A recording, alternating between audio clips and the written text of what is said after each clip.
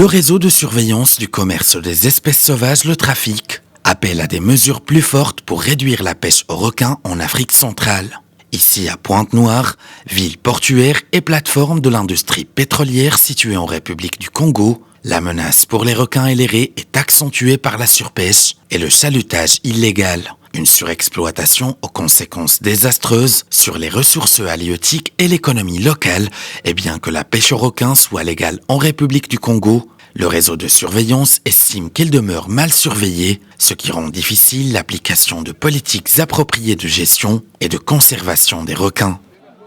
L'État doit appliquer la loi. En fait, il y a des lois qui existent mais qui ne sont pas appliquées. Par exemple, pour la pêche industrielle, il ne peut pas venir pêcher la zone de la pêche artisanale. Mais toutefois, on constate qu'ils violent un peu leur zone.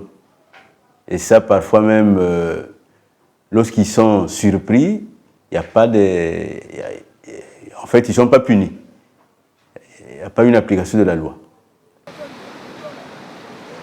Selon le rapport du réseau de surveillance du commerce des espèces sauvages, 42 espèces de requins et de raies sont débarquées en République du Congo, dont beaucoup sont considérés comme menacés par la liste rouge de l'Union internationale pour la conservation de la nature, une raréfaction largement constatée par les pêcheurs congolais. Il y a les requins, il y a le temps où le requin aussi est rare. Le requin aussi a augmenté de prix. Ça ne vient plus en grande quantité. Ça vient petit. Il y a tellement trop de commerçants, ça ne répond plus.